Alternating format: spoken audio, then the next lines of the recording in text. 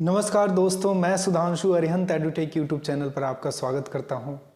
Ratio proportion की शुरुआत करी थी, बहुत अच्छे हमने कॉन्सेप्ट देखे, क्वेश्चंस देखे और आज मैं आपके लिए नेक्स्ट लेवल रीसेंट एग्जाम्स और जो क्वेश्चंस आपके रेशियो एंड प्रोपोर्शन के चैप्टर को कंप्लीट बनाने में आपकी मदद कर सकते हैं वो क्वेश्चन लेकर आया हूँ।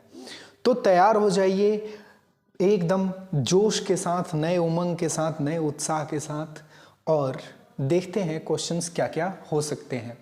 अगर आपको सेशन अच्छा लग रहा हो तो वीडियो को लाइक कीजिए, इस चैनल को सब्सक्राइब कीजिए और इसको शेयर कीजिए अपने भाई बहनों तक ताकि उनको भी इसका लाभ मिल सके। चलिए शुरू करते हैं। देखिए, पिछली क्लास में हमने 2 क्वेश्चन या 3 क्वेश्चन छोड़े थे, पहले उनको डिस्कस कर लेते हैं। वो तीनों क्वेश्चन क्या थे? पहला क्वेश्चन था कि 25 पैसे, 50 पैसे, 2 रुपए और 5 रुपए के सिक्कों की संख्याओं का अनुपात 5, 4, 3, 1 है। यदि सिक्कों की कुल संख्या, कुल राशि रुपए में 285 है तो 25 पैसे और 5 रुपए के सिक्कों की संख्याओं का बीच का अंतर क्या होगा? आपसे अंतर पूछा गया था। चलिए ये क्वेश्चन सॉल्व कर लेते हैं। आइए देखते हैं। तो मेरे दोस्त, मेरे भाई, मेरे बंधु, मेरे मित्र, मेरे सखा, क्वेश्चन की कहानी ये है कि पैसे हैं 25 पैसे और क्या है 50 पैसे और क्या है जी 2 रुपए और 5 रुपए। ठीक है जी, ये डिनोमिनेशंस हैं और नंबर का रेशियो, उनकी संख्याओं का अनुपात है 5, 4, 3, 1। 5, 4, 3 और 1। ये क्वेश्चन शायद मैंने करवा दिया था, ये क्वेश्चन करवा दिया था शायद। चलो ठीक है, फिर से देख लो। अगर इनकी संख्याओं का अनुपात ये है तो अनुपात में हमेशा एक कांस्टेंट छुपा रहता है, मैं उसको मान रहा हूं यू। You you you. तो देखो मेरे भाई, अगर 25 पैसे के 5 सिक्के होंगे तो 1.25 रुपए बनेंगे। दैट मीन्स 1.25 यूनिट रुपए बनेंगे। ठीक है जी। 50 पैसे के अगर 4 यूनिट सिक्के होंगे तो 2 यूनिट रुपए बनेंगे। 2 रुपए के 3 होंगे तो 6 यूनिट रुपए बनेंगे और 5 रुपए का 1 होगा तो 5 यूनिट रुपए बनेंगे। ठीक है जी। इन सबको प्लस करो। इन सबको प्लस करने पे आना क्या चाहिए? तो आप बोलोगे 285 आना चाहिए। चलो मेरे भाई, 2, 6, 8, 5, 13, 1, 14.25 14.25 यूनिट रुपए की वैल्यू जो है वो क्या है? 285 रुपीज है। रुपए से रुपए कट गया।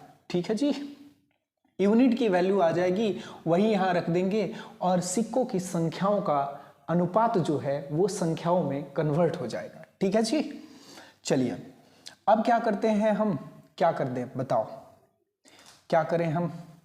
चलिए इनको काटते हैं। 5 से इसे काट दें और 5 से इधर भी काट सकते हैं। तो एक काम करते हैं, सबसे पहले हम इसे 100 बना लेते हैं। ये दशमलव हट गया। क्या हट गया मेरे भाई? ये दशमलव हट गया। अगर 2 जीरो मैंने नीचे रख दिया तो दशमलव के बाद 2 संख्याएं थी, इसलिए 100 आ गया नीचे और दशमलव हट गया। ठीक है जी।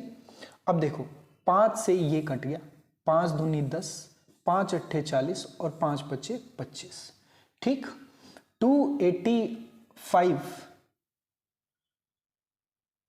और 5 से अगर हमने इधर कुछ काटा है तो 5 से इधर भी कुछ काटना पड़ेगा, इसलिए हम काट नहीं रहे हैं, बस डिवाइड कर दे रहे हैं क्योंकि 285 से 285 खत्म हो जाएगा। अब 100 गया इधर पे, यानी 1 यूनिट की वैल्यू 5 से 20 बार में 100 कट जाएगा क्योंकि 100 ऊपर जाएगा, 1 यूनिट की वैल्यू 20 आ जाएगी। अगर 1 यूनिट की वैल्यू 20 है मेरे दोस्त तो 5 यूनिट की वैल्यू 100। इसका मतलब 25 पैसे के सिक्कों की संख्या 100। 4 यूनिट की वैल्यू 80। इसका मतलब 50 पैसे के सिक्कों की संख्या 80। 3 यूनिट की वैल्यू 60, यानी कि 2 रुपए के सिक्कों की संख्या 60। 1 यूनिट की वैल्यू 20, यानी कि 5 रुपए के सिक्कों की संख्या 20। आपसे पूछा जा रहा था 25 पैसे और 5 रुपए के सिक्कों की संख्याओं के बीच का अंतर क्या होगा? यहां 100 है, यहां 20 है, इनके बीच का अंतर क्या होना है जी? 80 होना है। यही हमारा आंसर है। ठीक है जी, समझ में आ गया? नेक्स्ट क्वेश्चन देखते हैं। नेक्स्ट क्वेश्चन देखते हैं क्या हो सकता है नेक्स्ट क्वेश्चन, और क्या था नेक्स्ट क्वेश्चन, आइए। नेक्स्ट क्वेश्चन था Atul purchased bread costing 20 and gave 100 rupee note to the shopkeeper, gave the balance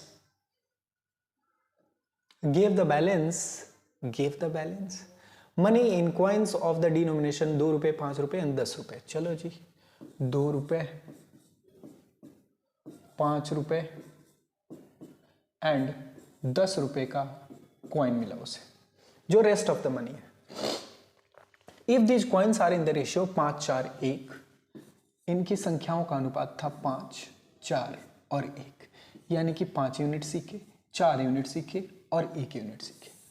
अगर वो 100 रुपए का नोट दिया है और 20 रुपए का ब्रेड खरीदा है, क्वेश्चन को पढ़ना ध्यान से। अतुल 20 रुपए का क्रैमूल वाला ब्रेड खरीदता है, 100 रुपए का नोट देता है, मतलब उसे वापस कितने रुपए मिलेंगे? 80 रुपए वापस मिलेंगे। अगर 100 रुपए का नोट दिया और 20 रुपए का सामान लिया है तो 80 रुपए दुकानदार उसे वापस करेगा। ठीक है जी। अब वो जो 80 रुपए है ना, उन 80 रुपए को 2 रुपए, 5 रुपए और 10 रुपए के सिक्कों से मिलाकर दुकानदार ने 80 रुपए अतुल को वापस किए, और उन सिक्कों की संख्याओं का अनुपात था 5, 4 और 1। तो 5 रुपए के कितने सिक्के दिए थे यही आपको बताना है, मतलब 4 यूनिट की वैल्यू बतानी है। बताओ यहां से 2 पच्चे 10 यूनिट रुपए, 5 चौके 20 यूनिट रुपए। सेम क्वेश्चन है मेरे भाई, 10 एकम 10 यूनिट रुपए, प्लस प्लस 10 20 30 10 40 यूनिट रुपए की जो वैल्यू हो जाएगी वो 80 रुपए हो जाएगी। रुपया से रुपया खत्म, 1 यूनिट की वैल्यू 2 है, तो 4 यूनिट की वैल्यू। आपसे क्या पूछा जा रहा है? 5 रुपए के सिक्कों की संख्याएं कितनी है? 4 यूनिट की वैल्यू क्या हो जाएगी? अगर 1 की वैल्यू 2 है, 1 पॉकेट में 2 रुपए है, तो 4 पॉकेट में कितने? 8। आपका आंसर क्या आ गया? 8। गिरने में तेरी हार नहीं, तू आदमी है अवतार नहीं, गिर उठ चल दौड़ भाग, क्योंकि सफलता संक्षिप्त है, इसका कोई सार नहीं। आया समझ में? आइए नेक्स्ट क्वेश्चन देखते हैं। In a bag there are coins of 5, 10, 20 denominations. 5 रुपए के कॉइन है, 10 रुपए के कॉइन है और 20 रुपए के कॉइन है। ठीक है जी। The total number of coins in bag is 240। Total जो नंबर है ना वो 240 है। If the coins of 5, 10 and 20 denomination are in the ratio 2, 3 and 5, ठीक है जी, then what is the total amount of the money in the bag. अच्छा एक बात बताओ मेरे भाई, ये डिनोमिनेशंस है और नंबर्स का रेशियो जो है, नंबर्स का कॉइन की संख्याओं का अनुपात जो है वो 2, 3 और 5 के अनुपात में है। 2, 3 एंड 5 के अनुपात में, मतलब कि 2 यूनिट 5 रुपए के सिक्के हैं, 10 रुपए का जो नोट है वो 3 यूनिट है और 20 रुपए का जो नोट है वो 5 यूनिट है। नंबर का टोटल वैल्यू दिया गया है। टोटल कितने सिक्के हैं? तो 240 है, मतलब 2 यूनिट, 3 यूनिट, 5 यूनिट और 5 यूनिट 10 यूनिट, मतलब 10 यूनिट की, यही तो है नंबर्स का रेशियो, और नंबर का वैल्यू 240 दिया हुआ है, तो इन्हीं को जोड़ दूंगा तो नंबर मिल जाएगा। यानी कि 10 यूनिट की वैल्यू जो दी हुई है वो 240 दी हुई है। 1 यूनिट की वैल्यू यहां से 24 आ गई। अगर 1 यूनिट की वैल्यू 24 आ गई मेरे भाई, तो बताओ 2 यूनिट की वैल्यू क्या हो जाएगी?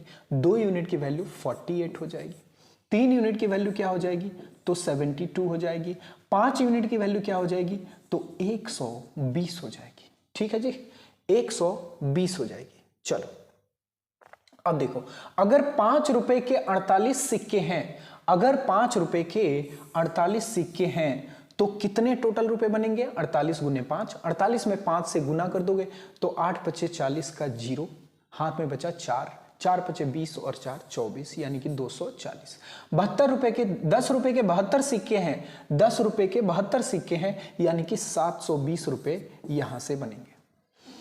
20 रुपए के 120 सिक्के हैं, 20 रुपए के 120 सिक्के हैं, मतलब 20 में 120 से मल्टीप्लाई कर दोगे, तो 20 में 120 से मल्टीप्लाई करना है तो बस इसको 2 और 12 समझो, क्योंकि जीरो की कोई वैल्यू नहीं होती। 2 में 12 से मल्टीप्लाई करोगे 24, और 2 जीरो है तो 2 जीरो बाद में बैठा दो, यानी कि 2400 रुपए यहां से बनेंगे। ठीक है जी। अब इन सबको जोड़ दो, यही आपका टोटल अमाउंट होगा। 0 0 0 0 हो गया, 4 2 6 हो गया, 7 4 11 और 2 13 का 3 हो गया, और 2 1 3, यानी कि 3360 रुपए आपका उत्तर है। ठीक है जी। तो आई होप आपको यह समझ में आया होगा। कल के जो क्वेश्चंस बचे हुए थे वो सारे आपके हो गए। आज की तरफ रुख करते हैं और देखते हैं क्या हो सकता है बेस्ट एक्सप्लेनेशन आज के टाइप वाइज क्वेश्चंस का। चलिए शुरू करते हैं। हालांकि शुरू तो कर दिया था हमने, बस डेस्टिनेशन तक पहुंचना बाकी है।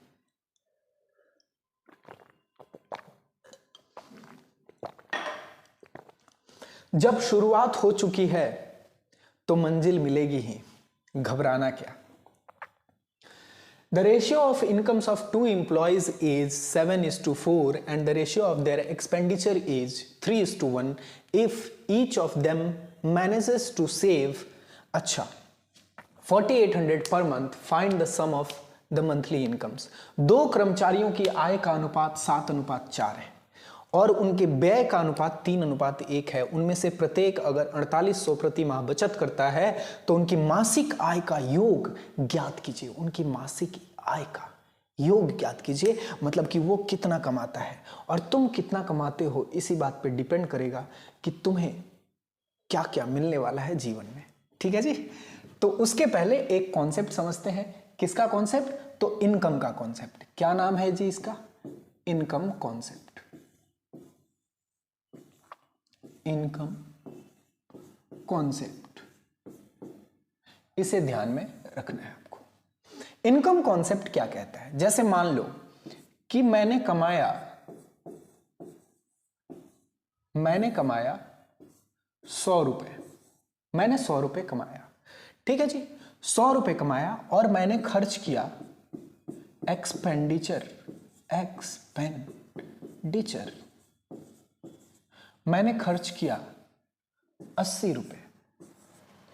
तो मैं सेव कितना करूंगा? मैं सेव कितना करूंगा जी? अगर 100 रुपए कमाया, 80 रुपए खर्च किया, तो मैंने बैंक में कितना डाल दिया? 20 रुपए डाल दिया। इसका मतलब यह हुआ कि इनकम की वैल्यू जो होती है एक्सपेंडिचर प्लस सेविंग के बराबर होती है। मतलब कि इनकम की वैल्यू जो होती है एक्सपेंडिचर प्लस सेविंग के बराबर होती है। तो आपको याद क्या रखना है? I is equal to E plus S। आपको याद क्या रखना है मेरे भाई? I is equal to E plus S। I is equal to E plus S। ठीक है जी। चलिए आगे बढ़ते हैं। ये कॉन्सेप्ट याद रखना कि इनकम जो है वो एक्सपेंडिचर और सेविंग का सम होता है। एक्सपेंडिचर को आपने कितना खर्च किया, आपने कितना बचाया, इन्हीं दो चीजों को जोड़ दोगे तो आपने कितना कमाया आपको मिल जाएगा। ठीक है जी। कमा के आप या तो खर्च करोगे, नहीं तो बचाओगे, और क्या ही करोगे। ठीक है जी। तो आपने कितना खर्च किया, कितना बचाया, इन दोनों को जोड़ दोगे तो आपको इनकम मिल जाएगा। इसीलिए हमने कहा कि इनकम की जो वैल्यू होती है वो क्या होती है? तो एक्सपेंडिचर प्लस सेविंग होती है। इनकम की वैल्यू क्या होती है मेरे दोस्त? एक्सपेंडिचर प्लस सेविंग होती है। अब इस कॉन्सेप्ट को याद रखना है और हमारा जीवन बल्ले बल्ले हो जाएगा। चलिए आइए इस क्वेश्चन को करते हैं।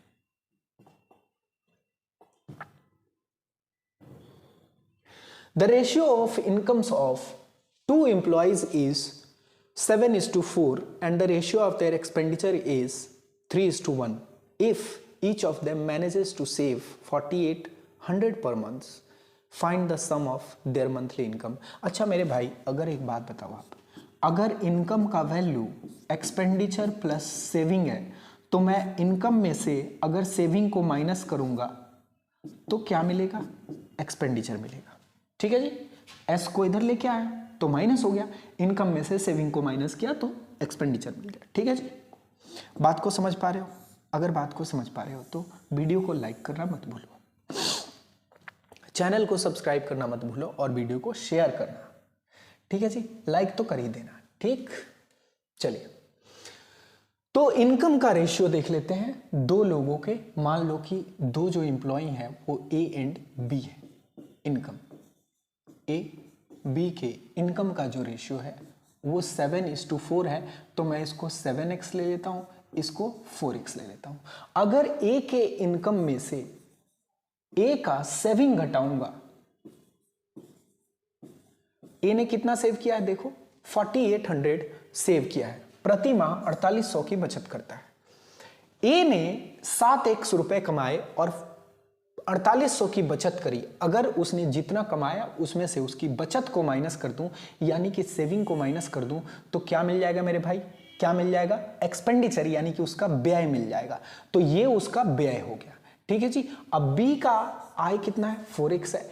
अगर इसके आय में से इसका सेविंग में माइनस कर दूं तो क्या मिल जाएगा मेरे भाई, तो इसका भी व्यय मिल जाएगा। और एक बात बताओ, ए का व्यय बटे बी का व्यय का मतलब क्या हुआ कि ए का व्यय इज टू बी का व्यय।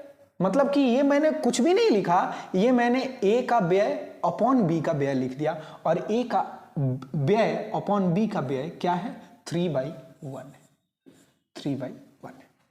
क्रॉस मल्टीप्लाई करते हैं, एक्स की वैल्यू निकल जाएगी। एक से इधर मल्टीप्लाई होगा तो ये बचेगा 7x minus 4800 is equal to 3 से 4 यानी कि 12x माइनस 4 × 20 यानी कि 12,000 हो गया, और 2,400 यानी कि 14,400 ये आ गया। ठीक है जी। अब 7x को उधर लेके जाएंगे और इसको इधर लेके आएंगे। जब 7x इधर जाएगा तो 12x में से वो माइनस होगा, क्योंकि यहां पे प्लस का है। तो 12x में से अगर 7x माइनस होगा तो आपके पास क्या बचेगा जी, 5x बचेगा। ठीक है जी। और 14,400 इधर माइनस का है तो इधर आके प्लस का होगा, और 14,400 माइनस 4800 होगा। तो सबसे पहले 4800 ना माइनस करके इसमें से 4400 माइनस कर लो, 10,000 बचा। फिर आप इसमें से 400 माइनस कर लो, तो 10,000 में से 400 माइनस किया, आपके पास क्या बच गया, 9600। ठीक है जी। तो 14,400 में से अगर 4800 माइनस करोगे तो 9,600 बचेगा। इस चीज को इधर लाओगे, ये माइनस होगा, 9,600 बचेगा। एक्स की वैल्यू जो है वो क्या आ गई, 5 से एक बार में 4 बचा, 5 9 45 और 2 यानी कि 1920 आ गई एक्स की वैल्यू, 1920 आ गई एक्स की वैल्यू। अब आपसे क्या पूछा जा रहा है, आपसे पूछा जा रहा है तो उनकी मासिक आय का योग ज्ञात कीजिए। तो उनकी मासिक आय का योग ज्ञात कीजिए। बताओ इनके इनकम का योग कितना है, 11x है या नहीं है।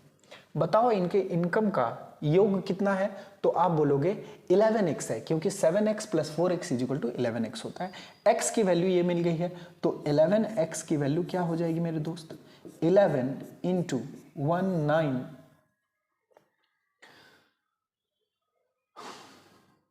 1920 मल्टीप्लाई कर देते। 11 में 0 से मल्टीप्लाई किया, 0 आ गया। ठीक है जी। 11 का डिविजिबिलिटी देख लेना है, 2 1 3 ये नहीं होगा, 1 1 2 नहीं होगा, 8 5 13 ये हो सकता है। चलो ठीक है, चेक कर लेते हैं, चेक कर लेते हैं। 11 में 0 से मल्टीप्लाई किया, 0 आ गया। 11 दूनी 22 होता है, 2 बचा, 11 9 99 और 2 101 होता है, 1 लिख दिया, 10 बचा, 11 कम 11 और 10 21 होता है, मतलब 21,120 यानी कि ए आपका आंसर हो गया। ठीक है जी। तो इस क्वेश्चन को इस तरीके से आप कर सकते थे। दूसरा क्या तरीका हो सकता है ये भी हम देख ले रहे हैं। ठीक है जी। दूसरा क्या तरीका हो सकता है ये भी देख ले रहे हैं। चलिए, अच्छा दूसरा तरीका देख लीजिए। इनकम है 7:4 का अनुपात में और एक्सपेंडिचर है 3:1 के अनुपात में। ए बी इनकम है 7:4 के अनुपात में, एक्सपेंडिचर है 3 और 1 के अनुपात में, यही है ना, 3 और 1 के अनुपात में, और सेविंग है 4800।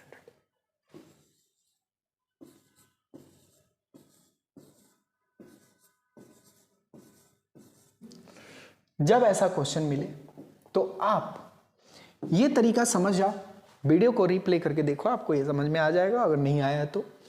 ठीक है जी, अगर ये करने में आपको परेशानी हो रही है तो ये दूसरा तरीका आपको दे रहा हूं, ये कर लेना। तिर्यक गुणन करना 7 से 1 की और 3 से 4 की। हमेशा इनकम को यहां लिखना, एक्सपेंडिचर को यहां लिखना और सेविंग को यहां लिखना।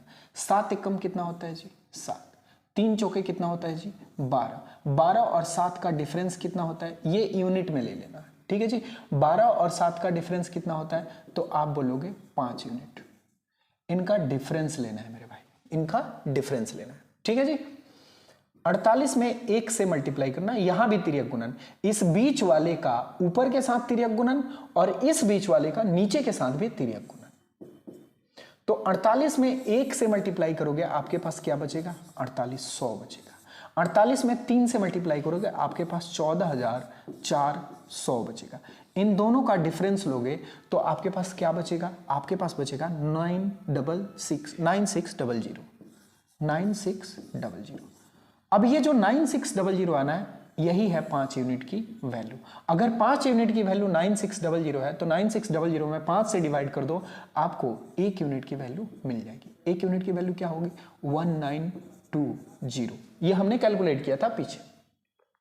आपसे क्या बताना है? ये 7 यूनिट था, ये 4 यूनिट था, ये 7 यूनिट है, ये 4 यूनिट है। ठीक है जी, आपसे क्या बताना था? 11 यूनिट की वैल्यू, क्योंकि इन दोनों का इनकम जो है 11 यूनिट है, तो 11 यूनिट की वैल्यू निकालनी है। यहीं पे 11 से गुना कर दो, आपको क्या मिल जाएगा? 21,120। यही आपका आंसर होना था। ये तरीका भी आप अपना सकते हो, आप देख लेना, जो आपको बढ़िया लगे वो अपने पास रख लेना, बाकी छोड़ देना। नेक्स्ट क्वेश्चन, अजय की आय विजय की आय। अजय की आय विजय की आय, अजय विजय, कितना प्यारा नाम है। चलिए, the income of Ajay is 38% more than that of Vijay and their savings are in the ratio 3:2। If each of them spend 6000, find the sum of the incomes of Ajay and Vijay. चलिए, अजय और विजय, अजय की इनकम, अजय की आय विजय की आय से 38% ज्यादा है। मतलब अगर ये 100 होगा तो ये 138 होगा। अब इनमें तो कुछ ना कुछ कॉमन है, 2 से काटोगे तो 2 से काटोगे तो ये 50 बन जाएगा और ये 69 बन जाएगा। ये 50 बन जाएगा और ये 69 बन जाएगा। तो 50 और 69 लिख लो सीधे सीधे। ये 50 है और ये 69 है। मतलब कि इनकम का रेशियो मिल गया, इनकम का रेशियो मिल गया। ठीक है जी, सेविंग्स का रेशियो दिया गया है। यदि उनमें से प्रत्येक ने 6000 रुपए खर्च किए, 6000 रुपए खर्च किए, सेविंग्स का रेशियो दिया हुआ है। सेविंग्स का रेशियो क्या है? 3:2 है। और एक्सपेंडिचर क्या है? इसने भी 6000 खर्च किए और इसने भी 6000 खर्च किए। ठीक है जी, चलिए, अगर मैं इनकम में से एक्सपेंडिचर माइनस करूं तो सेविंग निकलता है। तो इनकम को मैं मान ले रहा हूं कि अजय का इनकम अगर 69x था तो विजय का इनकम 50x होगा। मतलब 69x माइनस एक्सपेंडिचर, ये हो गया सेविंग अजय का, और अजय का सेविंग बटे विजय का सेविंग, मतलब कि 50x minus 6000 is equal to हो गया अजय का सेविंग बटे विजय का सेविंग, मतलब कि उनका रेशियो, और रेशियो है 3:2। इसे सॉल्व करेंगे। 69 में 2 से मल्टीप्लाई करोगे 138x आता है और इधर आता है 150x। अगर इधर 138x है और इधर 150x है प्लस का, तो 138x इधर 150x से माइनस होगा जाके और बचेगा कितना? 12x बचेगा। इधर आएगा माइनस का 12000 और इधर आएगा प्लस माइनस का 18000। इधर आएगा माइनस का 18000, क्योंकि 6000 गुने 3 होता है, माइनस का 18000। मल्टीप्लाई करना, क्रॉस मल्टीप्लाई करना। मैं ये सिखा रहा हूं कि किस तरीके से आप इसे ओरली भी कर सकते हो। ठीक है जी, 2 से इन दोनों को मल्टीप्लाई करोगे तो ऊपर क्या आएगा? 138x माइनस 12000, और इधर ऊपर क्या आएगा? 150x minus 18000। तो 150x को इधर ही रहने दो, 138x को इधर लेके आओ, तो वो माइनस का हो गया। 150x minus 138x is equal to 12x। इधर माइनस का 12,000 है और इधर माइनस का 18,000 है। माइनस का 18,000 अगर इधर उठा के ले आओगे तो प्लस का हो जाएगा और 18,000 माइनस 12,000 यानी कि आपके पास 6,000 बचेगा। ठीक है जी। तो 12 पंजे होता है 60, मतलब x की वैल्यू क्या आ गई? 500 आ गई। x की वैल्यू क्या आ गई? 500 आ गई। आपसे क्या पूछा जा रहा है? आपसे पूछा जा रहा है अजय और विजय की आय का योग। इनके आय का योग कितना है मेरे भाई? 9। 9 प्लस 0 इज इक्वल टू 9 और 6 प्लस 5 इज इक्वल टू 111, मतलब कि 119x इनके आय का योग है। अगर x की वैल्यू 500 है तो 119x की वैल्यू 119 गुने 500 हो जाएगी, मतलब 00 तो आना ही आना है। 100 में 5 से मल्टीप्लाई करोगे तो 500 हो गया, 19 25 95 हो गया, 5 9 और 5 59500 इसका आंसर होगा। 59500 इसका आंसर होगा। ठीक है जी, आई बात समझ में? चलिए आगे बढ़ते हैं, आगे बढ़े। आप इस क्वेश्चन को उस तरीके से भी कर सकते थे, इसलिए मैंने ऐसे सजा के लिखा था। ये तरीका आई होप आपको समझ में आ गया होगा। अब दूसरा तरीका देख लेते हैं क्या हो सकता है। दूसरा तरीका देखने के लिए मैं ये सारी चीजें मिटा रहा हूं। अच्छा, इसको नहीं मिटाता हूं, इसको रहने देता हूं।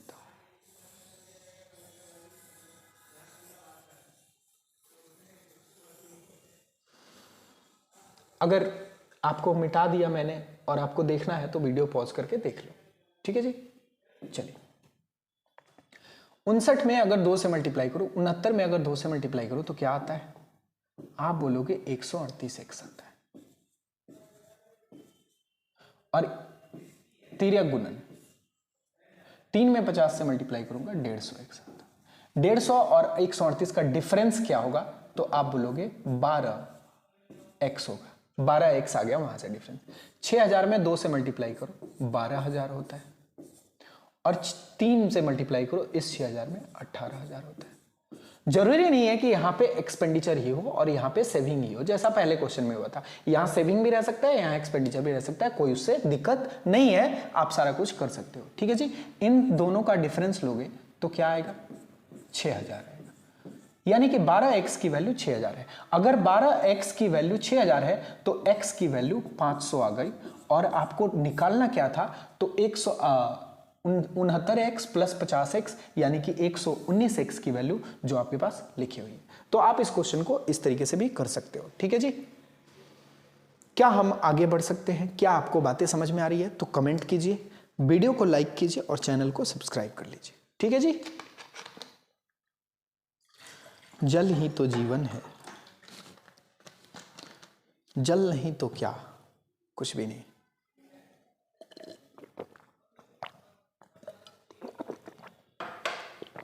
चलिए नेक्स्ट क्वेश्चन।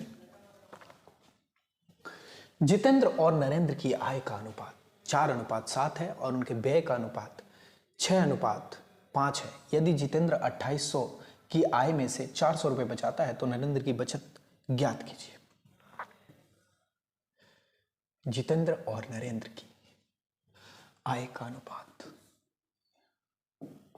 ये हमारे जितेंद्र हैं और ये हमारे नरेंद्र हैं। ठीक है जी।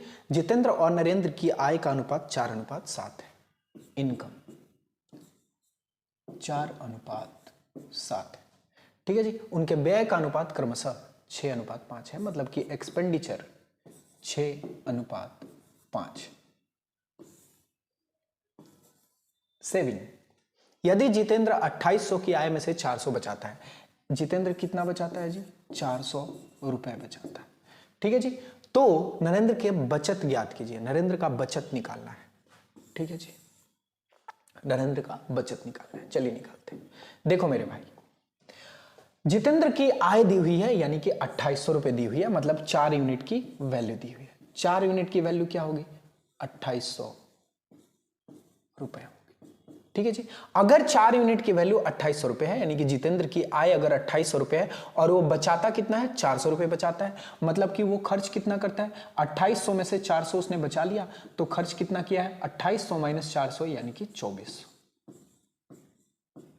अगर 4 यूनिट की वैल्यू 2800 रुपए है तो इसके साथ वाला रेशियो भी उसी मल्टीप्लाइंग फैक्टर से मल्टीप्लाई होगा। ठीक है जी। 4 की वैल्यू 2800 है, यानी कि 700 से ये डिवाइड हो रहा है, तो इसी में 700 से मल्टीप्लाई कर दो, मतलब 7 यूनिट की वैल्यू 4900 आ जाएगी। देखो ना, 4 यूनिट की वैल्यू 2800 है, तो 28 1 यूनिट की वैल्यू निकालोगे तो 2800 में 4 से डिवाइड करोगे तो 700 आएगा। अब 1 यूनिट की वैल्यू अगर 700 है तो 7 में 700 से मल्टीप्लाई कर दोगे, 7 यूनिट की वैल्यू निकल जाएगी, यानी कि 4900 रुपए निकल जाएगी। ठीक है जी।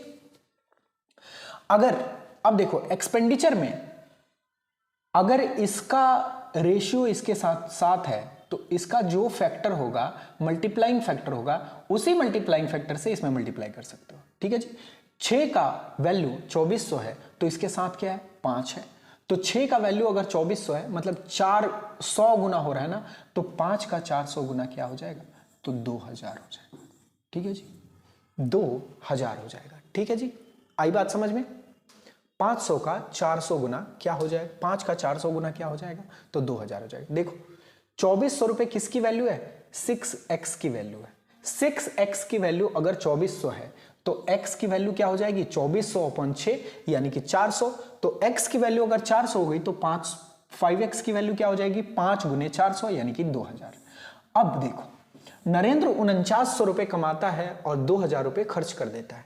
नरेंद्र 4900 रुपए कमाता है और 2000 रुपए मोदी जी खर्च कर देते हैं, तो बताइए कि मोदी जी की बचत क्या है। ठीक है जी, तो 4900 में से 2000 घटा दिया, आपको क्या मिल गया, 2900। आपका आंसर क्या है, ये। इसमें कोई ट्रिक नहीं है, कोई भी कॉन्सेप्ट नहीं है, बस इनकम एक्सपेंडिचर का कॉन्सेप्ट आपको मालूम होना चाहिए था और आपके लिए ये क्वेश्चन आसान था। ठीक है जी, आप इस क्वेश्चन को बेसिक अंडरस्टैंडिंग से कर सकते थे। नेक्स्ट,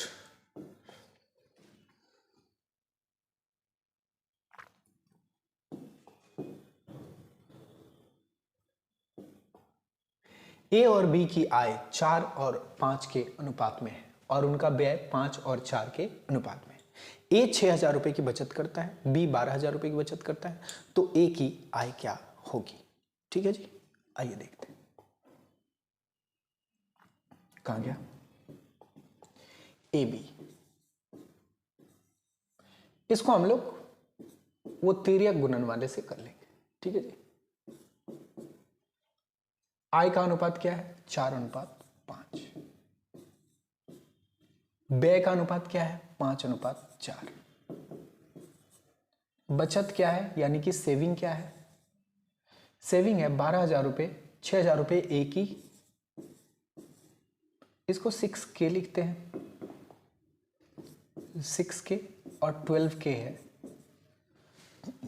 क्योंकि 6K इसलिए लिखा मैंने क्योंकि आंसर में के ही आ रहा था, सारे आंसर में, इसका मतलब आंसर के में ही आना है, तो के ले लो, 3 जीरो के बदले थोड़ा लिखना कम पड़ेगा। ठीक है जी, बात आई समझ में।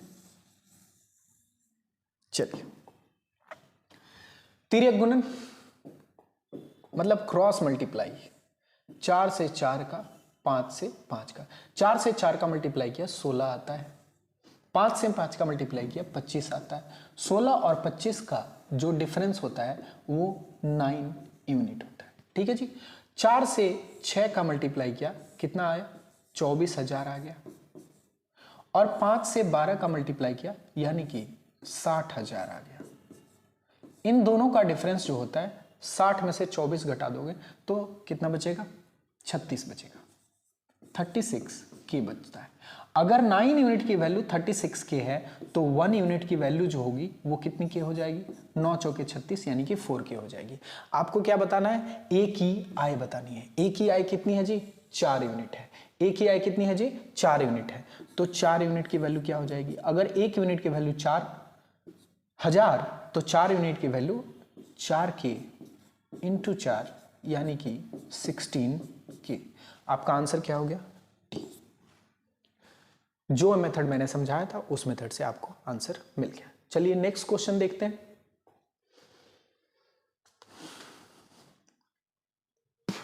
जैसे ही क्वेश्चन आपके डिस्प्ले पे आ रहा है पढ़ा कीजिए। सी और डी की आय का अनुपात क्रमशः 3 और 4 है। सी डी 3 और 4 इनकम का रेशियो दिया हुआ है। उनके व्यय का योग 12,000 है। एक्सपेंडिचर, टोटल जो एक्सपेंडिचर है वो है 12,000 रुपए। ठीक है जी। सी की बचत डी के व्यय के बराबर है। अच्छा जी, क्वेश्चन थोड़ा ट्विस्ट हो गया। सी की बचत यानी कि सेविंग अगर मैं एक्स मान लेता हूं तो डी का जो व्यय होगा वो भी एक्स हो जाएगा, क्योंकि सी का बचत डी के व्यय के बराबर है। ठीक है जी। उनकी बचत का योग क्या है?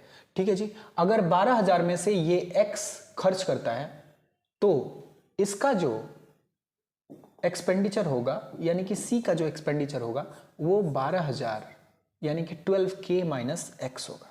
ठीक है जी। 12K माइनस एक्स होगा। ठीक, आई बात समझ में? कोई दिक्कत, कोई समस्या, कोई परेशानी? अब आपसे क्या पूछा जा रहा है? सी की बचत डी के व्यय के बराबर है, उनकी बचत का योग क्या है? मतलब उनके बचत का योग पूछा जा रहा है, उनकी बचत का योग पूछा जा रहा है। What is the sum of their savings पूछा जा रहा है। ठीक, चलिए तो कैसे निकालेंगे इसे? आइए, इनकम में से अगर हम एक्सपेंडिचर को माइनस करें तो सेविंग मिलता है। इनकम में से अगर हम एक्सपेंडिचर को माइनस करें तो सेविंग मिलता है। देखो भाई, ये तो 12,000 माना था मैंने, तो ये एक्स है और ये 12,000 माइनस एक्स है, मतलब कि ये रुपए में काम चल रहा है हमारा। ठीक है। अब मैं इनकम में यहां पे आई लगा दे रहा हूं। ठीक, आई लगा दे रहा हूं, वाई लगा दे रहा हूं। वाई सबसे बढ़िया रहेगा। मान लो अनुपात हटाने के लिए मैंने वाई वाई लगा दिया। मान लो कि सी का इनकम 3y है तो डी का इनकम 4y होगा। ठीक है जी। तो डी का जो सेविंग होगा वो इनकम माइनस एक्सपेंडिचर यानी कि 4y माइनस एक्स हो जाएगा। ठीक है जी। 4y माइनस एक्स हो जाएगा। ठीक, अब देखिए, अगर मैं इनकम में से एक्सपेंडिचर घटाऊं तो सेविंग मिलेगा, अगर मैं इनकम में से एक्सपेंडिचर घटाऊं तो सेविंग मिलेगा। मतलब यहां पे कहानी ये हो गई 3y minus 12K minus x, ये सी का इनकम माइनस एक्सपेंडिचर यहां मैंने लिख दिया, अपॉन डी का इनकम माइनस एक्सपेंडिचर यानी कि 4y minus X income minus expenditure is equal to saving का रेशियो हो जाएगा। तो सी का सेविंग क्या है? यही तो है, income minus expenditure is equal to saving. Income minus expenditure is equal to saving. तो हमने क्या लिखा है? सी का सेविंग अपॉन डी का सेविंग, मतलब कि सी और डी के सेविंग का रेशियो ले रहे हैं, मतलब कि इनका रेशियो क्या है? X upon 4y minus x. यहां भी 4y माइनस एक्स और यहां भी 4y माइनस एक्स, इनको बड़े प्यार से हमने खत्म कर दिया। ठीक है जी। अब आते हैं यहां पे 3y माइनस है, इससे मल्टीप्लाई करेगा तो minus 12K minus minus plus X is equal to X आ गया। ठीक है जी। ये x इधर लाओगे तो माइनस का हो जाएगा और ये x और ये x खत्म हो जाएगा। अब 12K उधर जाएगा, जब 12K उधर जाएगा तो आपके पास क्या बचेगा? 3y is equal to 12K। यहां से आपको मिल गई y की वैल्यू। y की वैल्यू क्या आ गई? 4K आ गई। y की वैल्यू क्या आ गई मेरे भाई? तो 4K आ गई। ठीक है जी। y की वैल्यू क्या आ गई? 4K आ गई। उनकी बचत का योग निकालना है, उनकी बचत का योग निकालना है। ठीक है जी।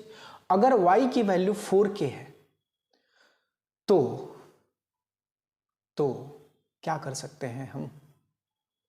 y की वैल्यू अगर 4K है तो यहां, अच्छा, और देखिए इधर और क्या क्या लिंक दिया हुआ है, the ratio of incomes of, अच्छा हाँ, y की वैल्यू अगर 4K है तो यहां से c का इनकम कितना हो गया?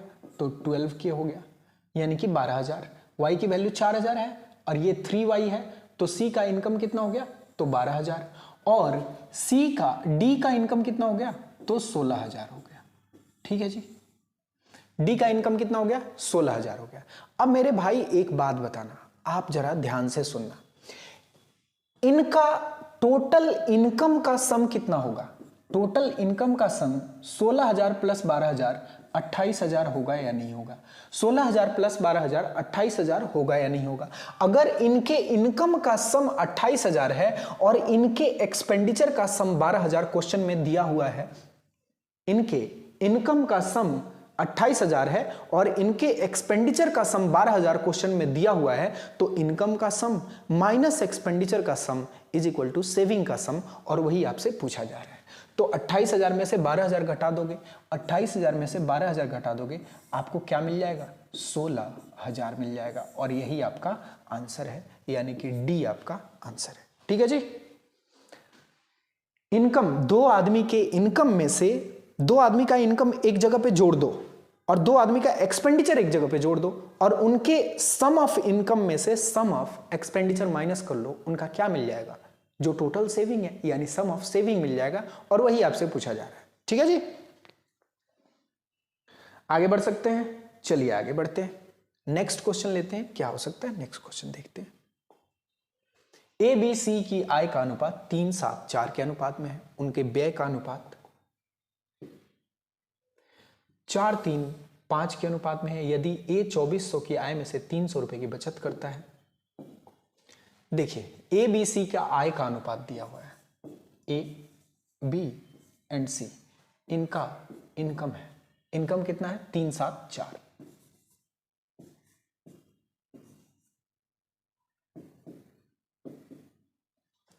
उनके व्यय का अनुपात 4:3:5 है। एक्सपेंडिचर कितना है? 4, 3 और 5। ठीक है जी। यदि ए 2400 की आय में से 300 की बचत करता है, ए कितना बचाता है? तो 300 रुपए बचाता है, और उसकी आय कितनी है? तो आप बोलोगे 2400, क्योंकि क्वेश्चन में दिया गया। उसकी आय कितनी है जी? 2400 रुपए है। अगर 3 यूनिट की वैल्यू 2400 रुपए है, यानी कि 1 यूनिट की वैल्यू 3 से इसे डिवाइड कर दोगे, 800 आ जाएगी। अगर 1 यूनिट की वैल्यू 800 आ गई, तो 800 में 7 से मल्टीप्लाई कर दोगे, 5600, 7 यूनिट की वैल्यू आ जाएगी। मतलब बी की आय कितनी है? 5600 रुपए। इसमें मल्टीप्लाई कर दो 800 से, तो 8 चौके 3200, यानी कि सी की आय कितनी है? 3200 रुपए। फिर से एक बार ध्यान से सुनना, 3 यूनिट की वैल्यू 2400 रुपए क्वेश्चन में दी हुई है। ठीक है जी। अगर 3 यूनिट की वैल्यू 2400 है, तो 1 यूनिट की वैल्यू हो जाएगी 3 से 8 बार में कट जाएगा, यानी कि 800 1 यूनिट की वैल्यू हो जाएगी। अगर 1 यूनिट की वैल्यू 800 हो गई, 1 यूनिट की वैल्यू अगर 800 हो गई, तो 7 यूनिट बी का इनकम है, 4 यूनिट सी का इनकम है, तो 7 यूनिट का मतलब 7 गुने 800 यानी कि 5600 रुपए। सी का इनकम जो हो गया 4 गुने 800 यानी 3200 रुपए हो गया। ठीक है जी। ये कहानी समझ में आ गई होगी। अगर 2400 में से 300 बचाता है, तो खर्च कितना कर रहा होगा? 2100 रुपए खर्च कर रहा होगा। अगर, फिर से एक बार ध्यान से सुनना, अगर 2400 में से 300 रुपए बचाता है, तो खर्च कितना कर रहा होगा? 2100 रुपए खर्च कर रहा होगा। ठीक है जी। 2100 रुपए खर्च कर रहा होगा। अब देखो, अब 4 यूनिट की वैल्यू 2100 रुपए हो गई। जब 4 यूनिट की वैल्यू 2100 रुपए हो गई, तो 1 यूनिट की वैल्यू कितनी हो जाएगी? 1 यूनिट की वैल्यू 4×5 = 20 और 25 चौके 100, यानी कि 525 रुपए हो जाएगी। 1 यूनिट की वैल्यू कितनी हो जाएगी? 525 रुपए हो जाएगी। तो 3 यूनिट की वैल्यू कितनी हो जाएगी? 1575 रुपए। 5 यूनिट की वैल्यू कितनी हो जाएगी? 5 में 5 25 से मल्टीप्लाई करोगे तो 2500 हो गया, और 25 25 125, यानी कि 2625 हो जाएगा। 2625 रुपए हो जाएगी। ठीक है जी। ये कहानी समझ में आ गई होगी। फिर से एक बार समझ लो, 4 यूनिट की वैल्यू 2100 रुपए हमने कहां से निकाली? 300 रुपए अगर सेविंग है ए का और उसका आय है 2400 रुपए, तो income minus saving is equal to expenditure होता है। यहां से 2100 निकल गया, यानी कि 4 यूनिट की वैल्यू 2100 दी हुई है, तो 1 यूनिट की वैल्यू 525 हो जाएगी। और अगर 1 यूनिट की वैल्यू 525 है, तो 3 यूनिट की वैल्यू इसी का 3 गुना होगा, यानी कि 1575 होगा। 5 यूनिट की वैल्यू इसी का 5 गुना होगा, यानी कि 2625 होगा। ठीक है जी। ये कहानी समझ में आ गई होगी। अब आइए देखते हैं आगे। आपसे क्या पूछा जा रहा है? बी और सी का बचत पूछा जा रहा है। बी और सी का बचत पूछा जा रहा है। ठीक है जी। तो आपको पता है income minus expenditure is equal to बचत। तो 10 में से 5 गया 5, 9 में से 7 गया 2, और ये बचा 5 में से 5 गया 0, और 5 में से 1 गया 4। मतलब बी का बचत कितना है 4025, एक ही ऑप्शन में है, यही होगा आंसर। सी का बचत भी निकाल लेते हैं। 10 में से 5 गया 5, 9 में से 2 गया 7, और यहां पे 31 बच गया, 31 में से 26 चला गया तो 5 बचेगा, यानी कि 575 रुपए। आपका ऑप्शन ए आंसर है। ठीक है जी, आगे बढ़े। चलिए आगे बढ़ते हैं। मजा आ रहा है? मजा तो आना चाहिए।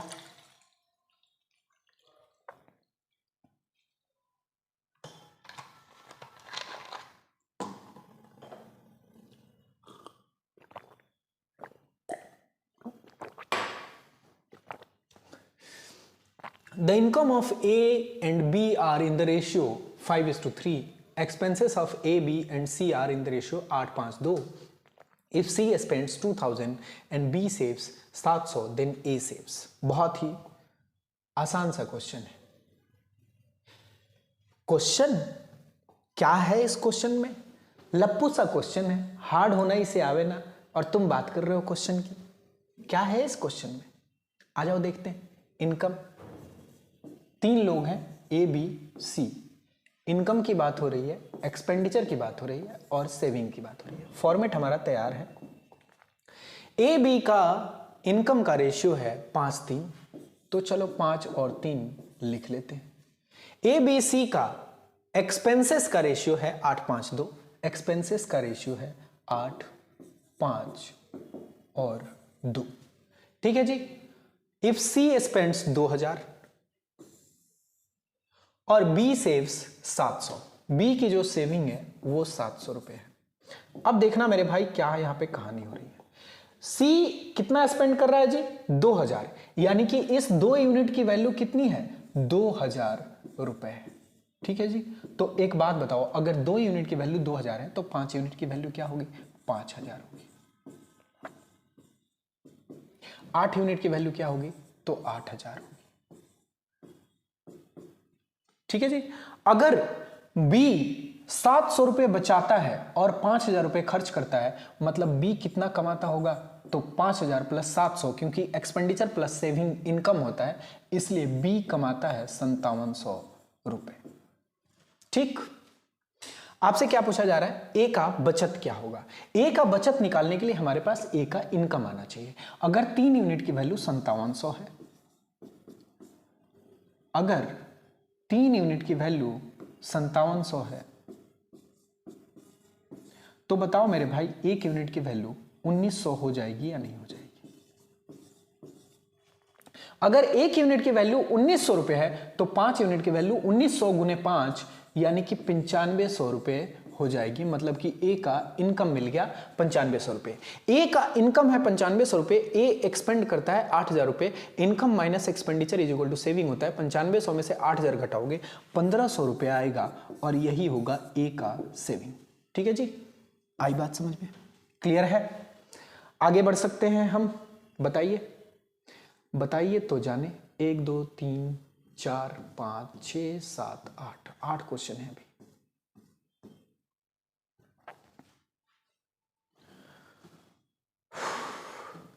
चलिए कोई बात नहीं, देखते हैं नेक्स्ट क्वेश्चन। देखते हैं ये क्वेश्चन। आई होप आपको समझ में आ गया होगा। नहीं आया समझ में तो वीडियो को रिवर्स कीजिए और देखिए कैसा लगा आपको मेथड। आइए नेक्स्ट क्वेश्चन देखते हैं। नेक्स्ट क्वेश्चन है, 1 साल पहले लक्ष्मण और गोपाल के वेतन के बीच का अनुपात 3:4 था। उनके अंतिम वर्ष और इस वर्ष के वेतन के बीच व्यक्तिगत अनुपात 4:5 हो गया और 2:3 हो गया। वर्तमान में उनका कुल वेतन 4160 है, यानी 4160 रुपए है। लक्ष्मण का वेतन आपको बताना है। तो लक्ष्मण का वेतन यहां निकालना है। आइए निकालते हैं लक्ष्मण कितना कमाता है। ठीक है जी। 1 साल पहले ratio between Lakshman and Gopal salary was 3:4। यहां लिखते हैं लक्ष्मण को और यहां लिखते हैं गोपाल को, दोनों बड़े अच्छे नाम। तो लक्ष्मण और गोपाल के सैलरी का रेशियो यानी कि इनकम का रेशियो है 3:4। 3:4। Individual ratio between their last year and this year. देखो जी, ये कौन सा ईयर है? तो आप बोलोगे 2023 है, ठीक है जी। 2022 में उनके इनकम का रेशियो 3:4 था, ठीक है जी। एक साल पहले 2022 में उनके इनकम का रेशियो 3:4 था। अब 2022 वाला सैलरी और अभी वाला सैलरी का अनुपात दिया गया है इंडिविजुअली, ठीक है जी। तो लक्ष्मण का जो 2022 में जो सैलरी था और जो 2023 में सैलरी है उसका अनुपात है 4:5, 4:5, ठीक है जी। गोपाल का ये भी इनकम का रेशियो है, ठीक है जी। गोपाल का 2022 में सैलरी 2 था और 2023 में सैलरी कितना है? 3 है। तो इनका रेशियो दिया हुआ है 2:3 दिया हुआ है, ठीक है जी। अब मेरे भाई एक बात बताना, आपसे मैंने आज से 4000 साल पहले क्या बोला था? आपसे मैंने आज से 4000 साल पहले यह बोला था कि 2022 में अगर मान लो मैं घर में 5 फुट 8 इंच का हूं तो बाहर में जाऊंगा तो 6 फुट का नहीं हो जाऊंगा, है ना। तो घर में जितनी मेरी लंबाई है उतनी ही लंबाई मेरी बाहर भी होनी चाहिए, ठीक है जी। चलिए, इसी कॉन्सेप्ट को आपको ध्यान में रखना था और ये क्वेश्चन हो जाता। 2022 में वो यहां 3 यूनिट कमाता था और यहां आते आते 2022 में वो 4 यूनिट कमाने लगा। ऐसा कैसे हो सकता है? तो इन्हें हमें बराबर करना होगा। इन्हें बराबर करने के लिए आप क्या करोगे? तो इस 4 को उठा के यहां मल्टीप्लाई कर दो और इस 3 को उठा के यहां मल्टीप्लाई कर दो। मतलब कि अगर आप बोलोगे 4 से खाली इस 3 में कहीं नहीं मल्टीप्लाई कर रहे हो, तो अगर इस 3 में मल्टीप्लाई करूंगा खाली तो ये 12:4 हो जाएगा। 12:4 का मतलब 3:1 होता है। 3:1 ये नहीं है, 3:4 है। रेशियो चेंज हो जाएगा। इसलिए सेम नंबर से मल्टीप्लाई अगर दोनों में कर दूंगा ना तो रेशियो चेंज नहीं होगा। तो मैंने मल्टीप्लाई कर दिया इस 4 से यहां पे। अगर इस 4 से यहां पे मल्टीप्लाई किया तो ये 12 हो गया और ये 16 हो गया, ठीक है जी। अब ये 12 है, ये 16 है, मतलब इसका काम खत्म और इसका काम खत्म। अब 12 और 16 को देख लो जरा, ये 3:4 के ही अनुपात में है। 4×3 12, 4×4 16, ठीक है जी। अब इसे 12 बनाने के लिए इसमें 3 से मल्टीप्लाई करना पड़ेगा। तो 3 से मल्टीप्लाई किया तो ये 12 हो गया और ये 15 हो गया। तो इसकी भी कहानी खत्म हो गई। अब मेरे भाई एक बात बताओ, आप एक बात बताओ, क्या ये अभी भी 4:5 के अनुपात में नहीं है? तो आप बोलोगे है, 12 और 15 का रेशियो अगर निकालोगे तो 4:5 ही तो आएगा। तो हमारा तो सही जा रहा है कैलकुलेशन। अब देखो, यहां पे गोपाल का पिछले साल में सैलरी 16 था और यहां आते आते 2023 में आते आते ये कह रहा है कि पिछले साल का सैलरी 2 था। ये कैसे पॉसिबल है? जब पिछले साल का सैलरी 16 आपने यहां कह दिया है तो यहां भी आपको कहना पड़ेगा कि पिछले साल का सैलरी 16 ही था, ठीक है जी। तो इसी को 16 बनाते हैं। 16 बनाने के लिए मैंने 8 से मल्टीप्लाई किया। 8 दूनी 16 होता है। अगर 8 से यहां मल्टीप्लाई किया तो 8 से यहां भी मल्टीप्लाई करना पड़ेगा और ये 8×3 24 हो जाएगा, ठीक है जी। 16 और 24 का अनुपात 2:3 ही होता है। बात आई समझ में? अब देखो, ये है लक्ष्मण का प्रीवियस ईयर का इनकम और ये है लक्ष्मण का अभी इस ईयर का इनकम। ये है गोपाल का प्रीवियस ईयर का income, current year, previous year current year. ये है गोपाल का प्रीवियस ईयर का इनकम और ये है गोपाल का करंट ईयर का इनकम। बोलो हाँ या ना? क्लियर है? अब आपसे क्या बोला जा रहा है? वर्तमान में उनका कुल वेतन 4160 रुपए है। कुल वेतन वर्तमान में, मतलब कि करंट ईयर का कुल जो वेतन है, मतलब कि ये करंट प्लस ये करंट 15 + 24, 15 और 24 को ऐड करते हो तो क्या आता है? 39 आता है। 39 यूनिट की जो वैल्यू है वो 4160 रुपए है। तो आपसे क्या पूछा जा रहा है कि लक्ष्मण का वेतन अभी कितना है? लक्ष्मण का वेतन अब कितना है? The salary of Lakshman now is, Lakshman का वेतन अब कितना है? तो लक्ष्मण का वेतन अब कितना है जी? 15 यूनिट है। मतलब 39 यूनिट की वैल्यू दी हुई है, आपको 15 यूनिट की वैल्यू निकालनी है। 15 यूनिट की वैल्यू कैसे निकलेगी? देखो, इसे 13 से काट लो, 3, 13×3 39 इज इक्वल टू 13×3 39, 2 बचा, यहां से 2 बचा, 13 दूनी 26, यानी 3 यूनिट की वैल्यू 320 आई। अगर 3 यूनिट की वैल्यू 320 आई है मेरे दोस्त, अगर 3 यूनिट की वैल्यू 320 आई है और 15 यूनिट की वैल्यू आपको निकालनी है, एक सेकंड, अगर 3 यूनिट की वैल्यू 320 आई है और 15 यूनिट की वैल्यू निकालनी है तो दोनों तरफ 5 से गुना कर दो। दोनों तरफ 5 से गुना किया मतलब इधर भी 5 से मल्टीप्लाई और इधर भी 5 से मल्टीप्लाई, तो 3 यूनिट गुने 5 यानी कि 15 यूनिट हो गया।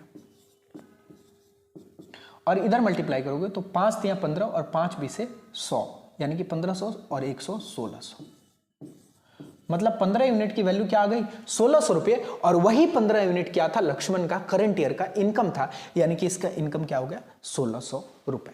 ठीक है जी, आई बात समझ में, क्लियर है? कोई दिक्कत, कोई परेशानी, कोई समस्या, कोई हैरानी नहीं होनी चाहिए। एक बार और समझते हैं इस क्वेश्चन को। क्या समझें? जब रिकॉर्डेड क्लास है आपको बस वीडियो को पीछे करना है और देख लेना है एक बार और, सेम कहानी होगी, समझ में आ जाएगा। ठीक है जी।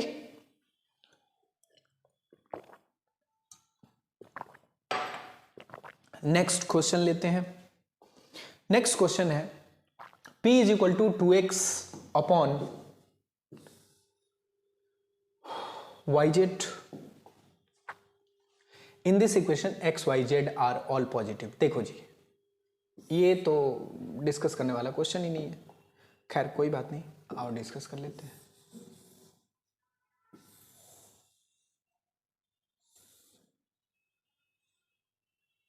चलिए देखो जी, एक बात समझना, अगर मैं यहां 4 रखूं और यहां 2 रखूं तो इसकी वैल्यू क्या आई 2 आई। अगर मैं यहां 4 रखूं और यहां 3 कर दूं तो इसकी वैल्यू क्या आई 1.33, मतलब घट रही है। अगर मैं 4 रखूं यहां भी 4 रख दूं तो इसकी वैल्यू 1 आ गई। अगर मैं 4 रखूं न्यूमरेटर में और नीचे मैं 5 रख दूं तो यहां पे 0.8 आ रही है। मतलब जब डिनोमिनेटर बढ़ रहा है तो वैल्यू देखो घट रही है, जब डिनोमिनेटर बढ़ रहा है तो वैल्यू क्या हो रही है घट रही है। ठीक है जी, तो आपसे बोला जा रहा है 2x upon Y plus Z दिया हुआ है p की वैल्यू। इन इक्वेशन, इस समीकरण में x y z सभी पॉजिटिव हैं यानी कि धनात्मक है। निम्न में से किसके कारण p हमेशा घटेगा? p की वैल्यू घटनी चाहिए। ठीक है जी, p की वैल्यू कब घटेगी? जब डिनोमिनेटर जब बढ़ेगा। डिनोमिनेटर जब बढ़ेगा और ये फिक्स्ड रहेगा तभी p की वैल्यू घटेगी। देखो जरा, मैंने इसको फिक्स रखा 4 4 4 4 और डिनोमिनेटर को 2 से 3 किया, 3 से 4 किया, 4 से 5 किया, तो p की वैल्यू घटती जा रही है। मतलब कि डिनोमिनेटर को हमेशा बढ़ाना है और न्यूमरेटर को फिक्स रखना है तो हमारा p का वैल्यू घटेगा। ठीक है जी, which of the following will always cause p to decrease. ठीक है जी, x कांस्टेंट, x को कांस्टेंट रखा तो न्यूमरेटर हमारा कांस्टेंट हो गया, y decrease and z decrease, लेकिन y को भी डिक्रीज कर दिया और z को भी डिक्रीज किया, जबकि इनको इंक्रीज करना था, तो आपका ये ऑप्शन करेक्ट नहीं है। ठीक है जी, x इंक्रीजेज, अब तो x इंक्रीज हो गया, y decrease and z decrease. x को इंक्रीज कर दिया और y को कम कर दिया, z को कम कर दिया, तो इसकी वैल्यू ज्यादा आएगी और इसकी वैल्यू कम होगी तो p की वैल्यू बढ़ जाएगी। मतलब कि ये भी आंसर नहीं होगा। x decreases, y remains constant and z increases. x को कम किया, ठीक है जी, लेकिन z को बढ़ा रहे हैं, इसका मतलब डिनोमिनेटर बढ़ रहा है। अगर डिनोमिनेटर बढ़ रहा है, x डिक्रीजेज मतलब कि न्यूमरेटर आपका कम हो रहा है। ठीक है जी, x डिक्रीजेज मतलब न्यूमरेटर आपका कम हो रहा है।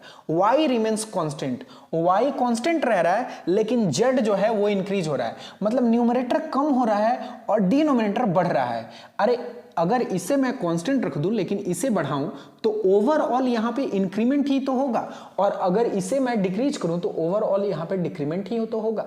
मतलब ये घट रहा है और ये बढ़ रहा है। अगर ये घट रहा है और ये बढ़ रहा है, जैसे एक और एग्जांपल ले लीजिए, देख लीजिए यहां पे 4/, मैंने 2 लिखा था। ठीक है जी, 4/2 का मतलब 2 होता है। अगर मैं इसे घटा दूं मतलब इसे 3 कर दूं, मैंने 4 से 3 कर दिया, और इसे बढ़ा दूं मतलब 2 को बढ़ा के मैं 3 कर दूं, तो क्या आंसर आ गया 1 आ गया। मतलब इस स्थिति में भी p कम हो रहा है, p पहले 2 था अब 1 है। मतलब कि अगर न्यूमरेटर घटे और डिनोमिनेटर बढ़े तो भी p की वैल्यू कम होगी यानी डिक्रीज होगी। तो x डिक्रीजेज मतलब कि numerator decreases, y remains constant and z increases मतलब कि डिनोमिनेटर इंक्रीज हुआ, यानी कि p की वैल्यू इसी में बढ़ेगी और यही होगा आपका answer. X increases, Y increases, Z increases. Increase करने का कोई भी लिमिट नहीं है, इसलिए ये आंसर कभी भी नहीं हो सकता। ठीक है जी, आई होप आपको ये चीज समझ में आई होगी। नहीं आई तो वीडियो को रिवर्स कीजिए और देखिए।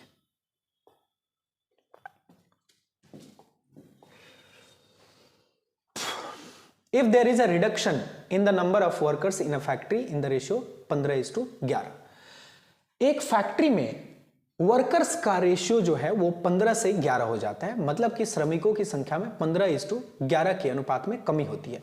मतलब पहले जो श्रमिक थे वो 15 थे, अब जो श्रमिक हैं वो 11 है। ठीक है जी। And increment in their wages in the ratio 22:25। पहले श्रमिकों का वेतन जो था वो 22 था, अब श्रमिकों का वेतन जो है वो 25 है। तो अनुपात जिसके द्वारा श्रमिकों की कुल मजदूरी को घटाया जाना चाहिए। ठीक है जी। अब देखिए, मान लो कि 10 मजदूर हैं और हर किसी को 6-6 रुपए वेजेज मिल रहे हैं, मतलब कि मजदूरी मिल रही है। तो 10 गुने 6 यानी कि टोटल 60 रुपए उनकी मजदूरी बनेगी। वही कॉन्सेप्ट यहां यूज करेंगे और इस क्वेश्चन को सॉल्व करेंगे। ठीक है जी। तो ये हो गया नंबर्स और ये हो गया वेजेज। और नंबर में वेजेज को अगर मल्टीप्लाई करते हो तो टोटल एक्सपेंसेस आता है, यानी कि टोटल मजदूरी आती है। ठीक है जी। नंबर क्या था, पहले 15 था, अब क्या है 11 है। अब देखो जी, पहले सैलरी कितना था तो 22 था, अब सैलरी कितना है जी तो 25 है। ठीक है जी। तो पहले टोटल खर्च कितना होता था, नंबर गुने पर मजदूर का वेज, मतलब 15 में 22 से मल्टीप्लाई करोगे, 15 दूनी 30, हाथ में बचा 3, 15 दूनी 30 और 3 33। 11 में 25 से मल्टीप्लाई करोगे 250 प्लस 25 275। ये आ गया क्या, ये आ गया कि ये पहले इतना खर्च होता था, अब इतना खर्च होता है। पहले इतना खर्च होता था, अब इतना खर्च होता है। तो वह अनुपात जिसके द्वारा श्रमिकों की कुल मजदूरी को घटाया जाना चाहिए। तो कुल मजदूरी को किस अनुपात में घटाओगे आप, तो यही वाला तो अनुपात है वो। तो चलो इसी को अनुपात में बदल देते हैं। अब देखो ये 11 से कट रहा है, 11 से 3 बार में कटा यानी कि 30 आ गया। 11 दूनी 22 और 11 पचे 55, 11 से 25 बार में कट गया। मतलब फिर ये 5 से कट रहा है, 5 छक्के 30 और 5 पचे 25। मतलब आपका आंसर क्या आ गया 6:5 आपका आंसर है। ठीक है जी। नेक्स्ट क्वेश्चन देखते हैं।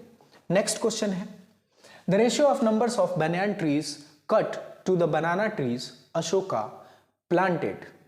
अच्छा जी, in the ratio 4:7 respectively, the number of Ashoka trees planted is 12.5% less than the number of mango trees planted, which is 33.33% more than the neem trees cut. Find the ratio of the numbers of trees cut to the number of trees planted। एक बार और मुझे पढ़ना पड़ेगा। काटे गए बरगद के पेड़ों की संख्या का अशोक के लगाए गए पेड़ों की संख्या के अनुपात क्रमशः 4:7 है। अच्छा, पेड़ को काटा भी जा रहा है और पेड़ को लगाया भी जा रहा है। ठीक है जी।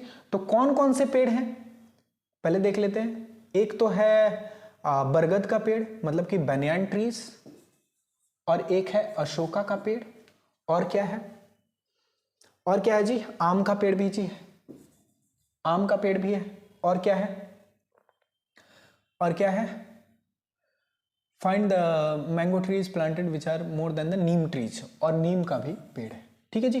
तो नीम ये मान लो ये कट किए हुए हैं, मतलब सी, और ये प्लांटेड है। ठीक है जी। अब क्या बोला जा रहा है, काटे गए बरगद के पेड़ों की संख्या का, काटे गए बरगद की पेड़ों की संख्या का और लगाए गए अशोक की पेड़ों की संख्या का अनुपात 4:7 है। तो काटे गए बरगद की पेड़ों का संख्या का अनुपात 4 है और लगाए गए अशोक का 7 है, मतलब लगाया गया अशोक यहां 7 होगा। ठीक है जी, आई बात समझ में। लगाए गए अशोक के पेड़ों की संख्या का 4:7 है, अनुपात में है। लगाए गए अशोक के पेड़ों की संख्या लगाए गए आम के पेड़ों की संख्या से 12.5% कम है। ठीक है जी। तो 12.5% कम का होने का मतलब क्या हुआ, 12.5% का मतलब आप याद करो 1/8 होता है। मतलब अगर 8 है आम का लगाया हुआ है, 8 है आम का लगाया हुआ, तो 8 से 1 होगा 7 आम का काटा हुआ, अशोक का काटा हुआ। देखो यहां पे लगाए गए अशोक के पेड़ों की संख्या लगाए गए आम के पेड़ों की संख्या से 12.5% कम है। तो लगाए गए आम के पेड़ों की संख्या अगर 8 है तो वही लगाए गए अशोक के पेड़ों की संख्या इसी से 12.5% कम है। मतलब कि ये जो है वो 7 की वैल्यू 7 है तो 8 की वैल्यू 8 हो जाएगी। ठीक है जी, ये कहानी समझ में आ गई। अगर ये कहानी समझ में नहीं आई तो क्वेश्चन को दोबारा पढ़ो, समझ जाओगे। ठीक है जी, क्वेश्चन थोड़ा पेचीदा है। ठीक है जी, है ना। तो लगाए गए जो आम के पेड़ है ना, उनका 12.5% कम है अशोक का प्लांटेड। मतलब कि अगर 8 है 100% तो 8 से 12.5% कम 7 होता है, मतलब ये 7 है। कोइंसिडेंटली ये 7 ही है, अगर ये 7 नहीं होता तो हम इसे बराबर करते। ठीक है जी, अब क्या है, जो कि काटे गए नीम के पेड़ों की संख्या से 33.33% अधिक है। अब 33.33% अधिक होने का मतलब क्या होता है कि 33.33% का मतलब होता है 1/3, इसका मतलब होता है 1/3। ठीक है जी, 33.33% का मतलब होता है 1/3, और 1/3 अधिक होने का मतलब क्या होता है कि 4/3 होना। ठीक है जी, ठीक है। तो एक बार और पढ़िए, अशोक के पेड़ों की संख्या लगाए गए आम के पेड़ों की संख्या से 12.5% कम है।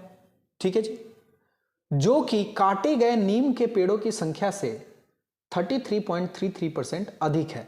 मतलब कि मैंगो का जो पेड़ है ना, वो काटे गए नीम के पेड़ों की संख्या से 33.33% अधिक है। मतलब 4 यूनिट की वैल्यू अगर 8 दी हुई है तो 3 यूनिट की वैल्यू क्या होगी, 4 यूनिट की वैल्यू अगर 8 है तो 1 यूनिट की वैल्यू 2, और 1 यूनिट की वैल्यू अगर 2 हो गई तो 3 यूनिट की वैल्यू क्या हो गई, 6 हो गई। मतलब लगाए गए नीम के, काटे गए नीम के पेड़ों की संख्या क्या है, तो आप बोलोगे कि 6 है।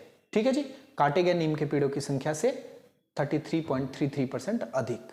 ठीक है, अब आपसे क्या पूछा जा रहा है, काटे गए पेड़ों की संख्या का लगाए गए पेड़ों की संख्या से अनुपात ज्ञात कीजिए। काटे गए पेड़ टोटल कितने हैं, 4 और 6 10 है, और लगाए गए पेड़ टोटल कितने हैं, 7 और 8 15 है।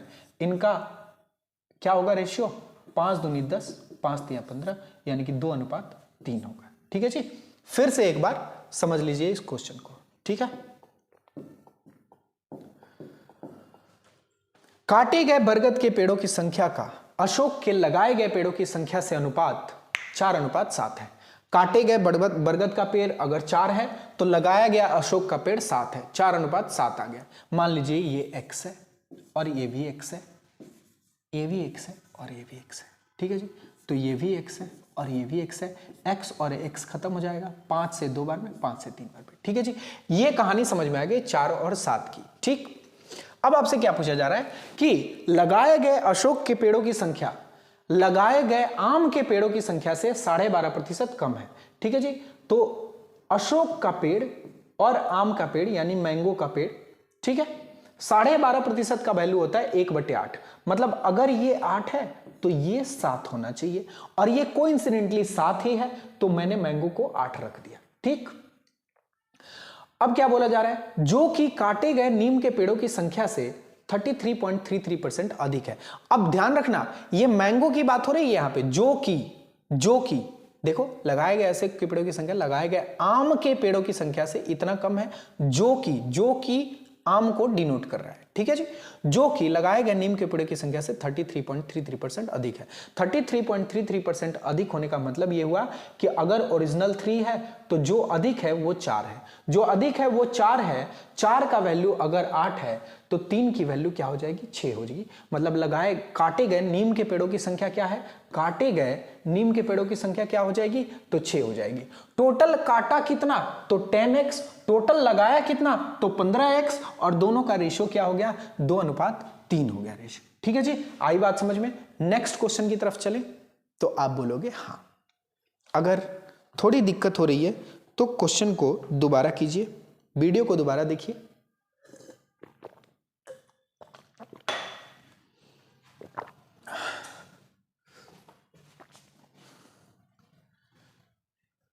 चलिए, एक थैले में कुछ लाल कंचे हैं और शेष नीले कंचे हैं। A bag has some red marbles and some rest are blue marbles. Red marbles हैं और ब्लू मार्बल्स हैं। If one red marble is removed, मान लो टोटल मार्बल है x. If one red marble is removed from the bag, then the ratio of number of red marbles to that of remaining marbles. अच्छा, red marbles और blue marbles is 1 minus 1:3 if one red marble is removed. Okay. ठीक है जी, बातें आ रही हैं समझ में, चलिए आएंगी समझ में. रेड में से एक माइनस किया, एक रेड मार्बल निकाला और रेस्ट जो ब्लू मार्बल है उनको ले लिया, तो जो रेशियो है वो कितना है 1/3 है. देखिए यहां पे क्या लिखा है, लाल कंचे हैं और नीले कंचे हैं. थैले में से एक लाल मार्बल निकाला गया, तो लाल मार्बल की संख्या का शेष मार्बल से अनुपात. अच्छा, एक लाल अगर निकाल लोगे तो बचा हुआ लाल कितना होगा, R-1 होगा, और शेष जो मार्बल होंगे यानी कि B यानी कि ब्लू, उनका अनुपात क्या होगा 1:3 होगा. यदि बैग से 2 नीले मार्बल निकाले जाते हैं, यानी कि यदि बैग से 2 नीले मार्बल निकाले जाते हैं तो लाल मार्बल की संख्या का अनुपात शेष कंचों की अनुपात 3:4 है. अब देखो, नीले मार्बल में से 2 निकाला, मतलब कि R/B-2 कर दिया, तो क्या हो गया अनुपात. यदि लाल मार्बल की संख्या का अनुपात शेष कंचों की, बैग से 2 नीले मार्बल निकाल लिए तो लाल मार्बल की संख्या का अनुपात शेष कंचों की अनुपात 3:4 है. 3:4. यहां से देखिए क्या होगा, यहां से हो जाएगा क्रॉस मल्टीप्लाई करेंगे तो 3 गुने R यानी कि 3R -3 B आ जाएगा. ठीक, ये x हमने फालतू का माना, इसकी कोई जरूरत ही नहीं है. यहां से मल्टीप्लाई करेंगे तो 4R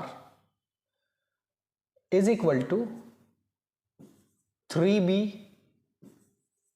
-6 आ जाएगी. ठीक, कोई दिक्कत.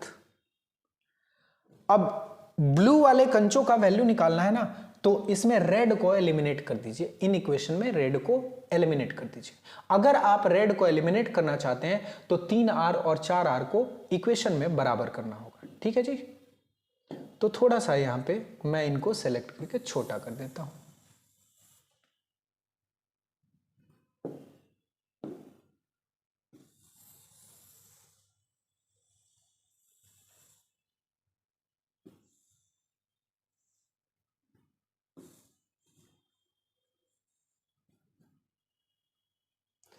ओके, आइए इक्वेशन लिखते हैं.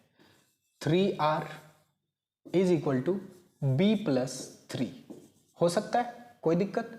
अच्छा, B+3, अच्छा उसको ऊपर लिखते हैं, इसको नीचे लिखते हैं, उसको माइनस कर देंगे. ठीक, चलो कोई बात नहीं. 4R = 3B -6. अब देखिए, हमें R को एलिमिनेट करना है तो B की वैल्यू निकल जाएगी. अगर B की वैल्यू निकालनी है, R को एलिमिनेट करना है, तो R को बराबर करना होगा, और बराबर करने के बाद में माइनस करना होगा, तब जाके ये निकलेगा. R यहाँ पे 3 है, यहाँ पे 4 है, तो 4 से इस पूरे इक्वेशन में मल्टीप्लाई कर देता हूँ और 3 से इस पूरे इक्वेशन में मल्टीप्लाई कर देता हूँ, तो ये 12R हो जाएगा यहाँ भी, और यहाँ भी 12R हो जाएगा. तो मैंने जब मल्टीप्लाई किया तो कहानी कुछ ऐसी हो गई. कहानी कुछ ऐसी हो गई.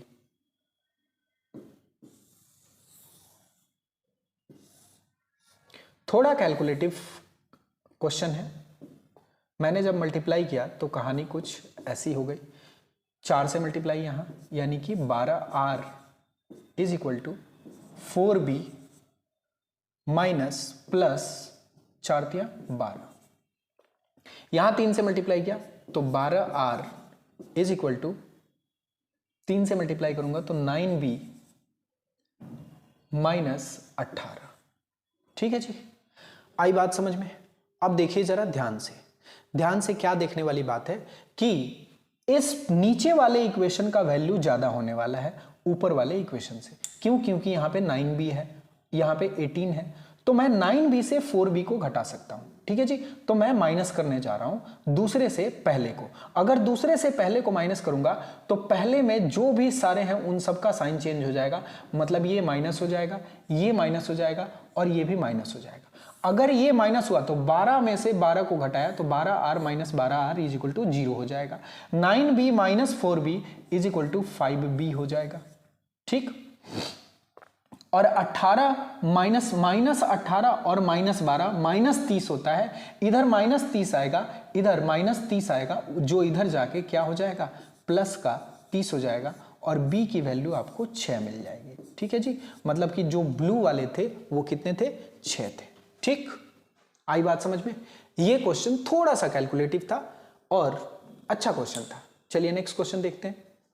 एक परीक्षा में उत्तीर्ण होने वालों की संख्या और अनुत्तीर्ण होने वालों की संख्या 25:4 है, मतलब कि पास और फेल। पास हो रहे हैं 25 और फेल हो रहे हैं 4, मतलब कि टोटल जो स्टूडेंट हैं वो 29x हैं, ठीक है जी।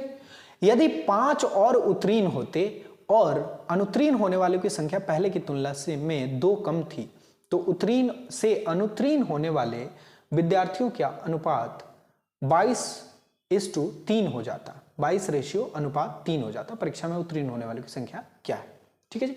अगर x है, क्या बोला जा रहा है, if 5 more had appeared, मतलब कि 29x प्लस 5 अगर अपीयर होते, लेकिन यहां पे तो बोला जा रहा है उत्तीर्ण होते, 5 और उत्तीर्ण होते। चलिए ठीक है, इंग्लिश वाले को लेते हैं क्योंकि हिंदी में थोड़ा सा डाउट हो सकता है। देखते हैं इस पे हो रहा है या नहीं। If 5 more had appeared and the number of failures was 2 less than earlier, मतलब कि फेलियर का जो नंबर होता वो 4x माइनस 2 होता। अगर फेलियर का नंबर ये है और पास का नंबर आपको निकालना है तो टोटल में से फेलियर को घटाना पड़ेगा, तब आपको पास का नंबर मिलेगा। अगर आप टोटल में से फेलियर को घटाओगे तो 29x plus 5 minus 4x minus 2 लिखोगे, जो माइनस इसमें मल्टीप्लाई करेगा और ये माइनस का 4x प्लस का 2 हो जाएगा, ठीक है जी। तो 29x minus 4x is equal to 25x और प्लस का 5 और प्लस का 2 प्लस का 7 हो जाएगा। मतलब कि जब इतने स्टूडेंट अपीयर होते और इतने फेल होते तो पास इतने होते, ठीक है जी। अब कहानी क्या है, अब कहानी ये है कि the ratio of passers to the failures would have been 22:3, मतलब कि पासर्स और फेलियर का ratio 25x plus 7 upon 4x minus 2 22/3 हो गया रहता है, ठीक है जी। 25 में 3 से मल्टीप्लाई करोगे 75x, 22 में 4 से मल्टीप्लाई करोगे 88x, इधर आया 75x, इधर आया 88x, 75x उधर जाएगा 88x के पास में घट जाएगा क्योंकि इधर 75x प्लस का हो रहा है। तो 88x माइनस 75x करोगे तो 13x आपके हाथ में बच गया, ठीक है जी। 3 सत्ते 21 प्लस का है, 22 दूना 44 इधर माइनस का है, तो प्लस का 21 और माइनस का 44, माइनस का 44 इधर उठ के आया, प्लस के 21 में जुड़ा तो प्लस का 65 हो गया। माइनस का 44 इधर आया तो प्लस का 44 हो गया और 44 प्लस 21 कितना होता है 65। x की वैल्यू क्या मिल गई, तो 5 मिल गई। x की वैल्यू क्या मिल गई, 5 मिल गई। अगर x की वैल्यू 5 है तो 29x की वैल्यू क्या हो जाएगी, 29 गुने 5, 29 गुने 5 कितना होता है जी 145। Answer A. फिर से एक बार समझो, 25x थे पासर्स और फेलियर्स थे 4x, टोटल हो गए 29x।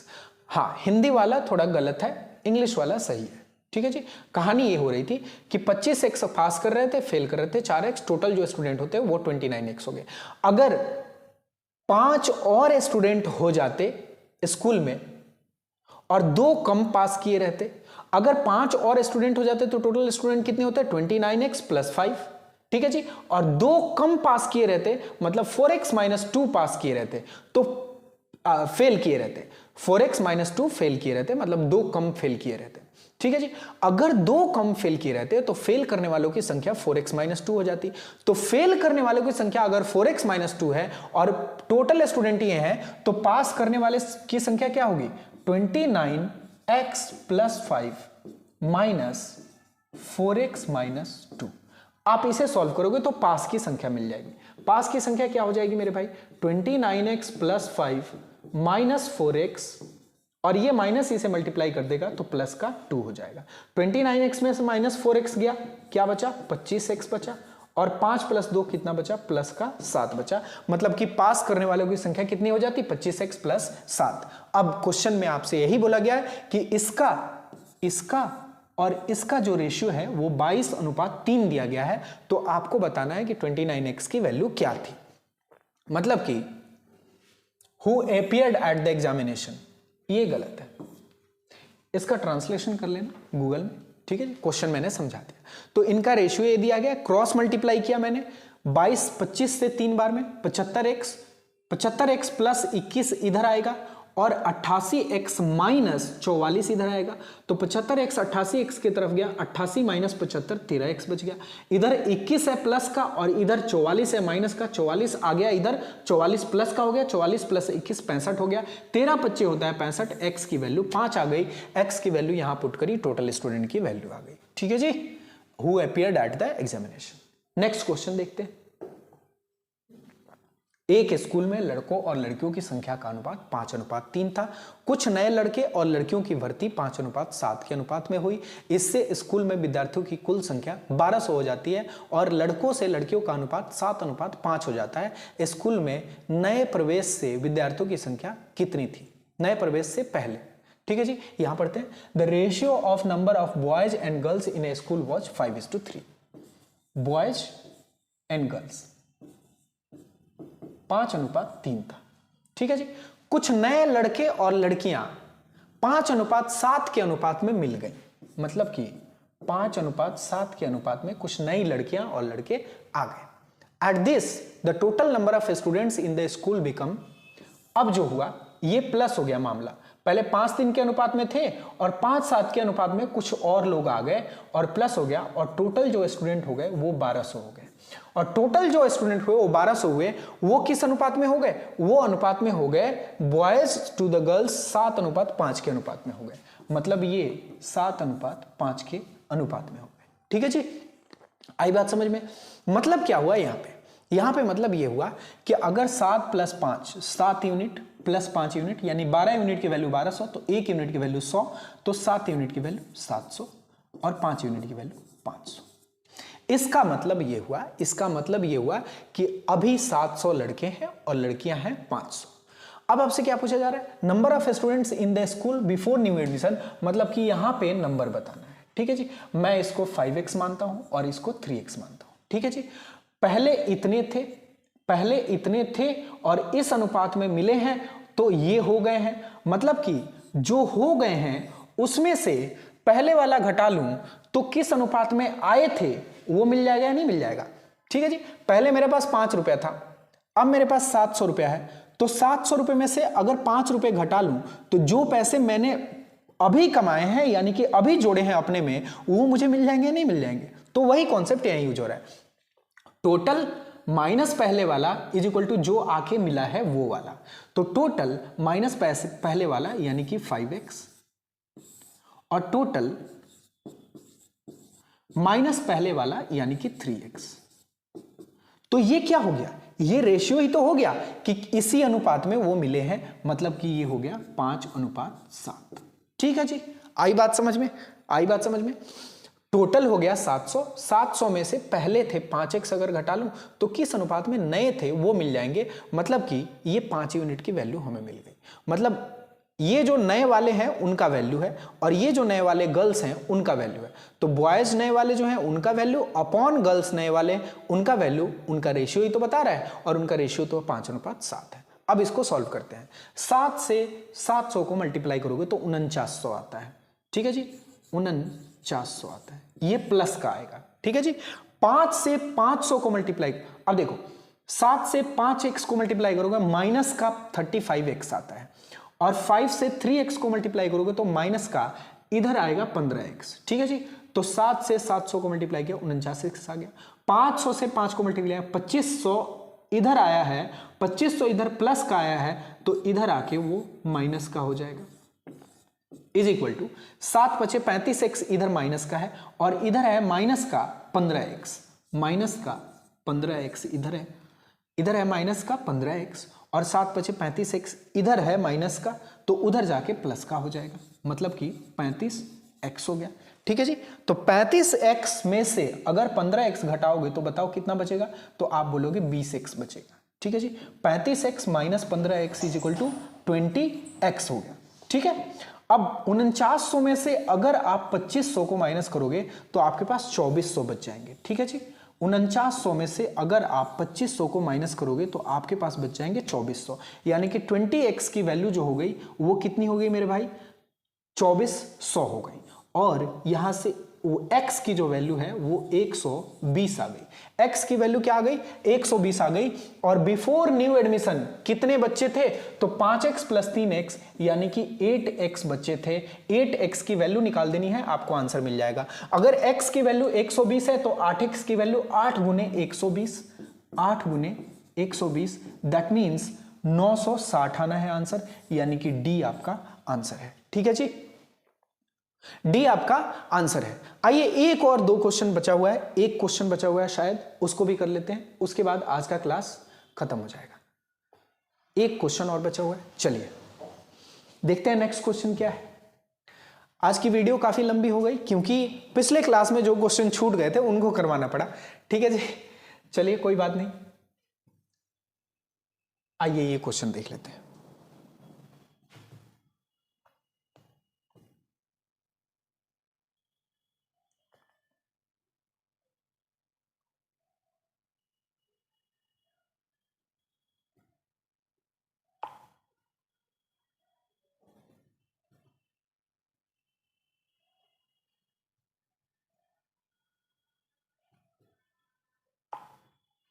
चलिए क्वेश्चन है, a sum of 15,525 is divided among Sunil and Anil and Jamil. लोग हैं सुनील, अनिल और जमील। ठीक है जी, such that 22, 35 and 48 be diminished from their shares respectively, then the remaining sums shall be in the ratio 7, 10 and 13। बहुत ही इजी क्वेश्चन है। देखो मेरे भाई, अगर सुनील के हिस्से से 22 रुपए कम कर दूं, अनिल के हिस्से से 35 रुपए कम कर दूं, जमील के हिस्से से 48 रुपए कर दूं, तो 22 + 35 + 48 मैं पूरे से कम कर रहा हूं या नहीं कर रहा हूं?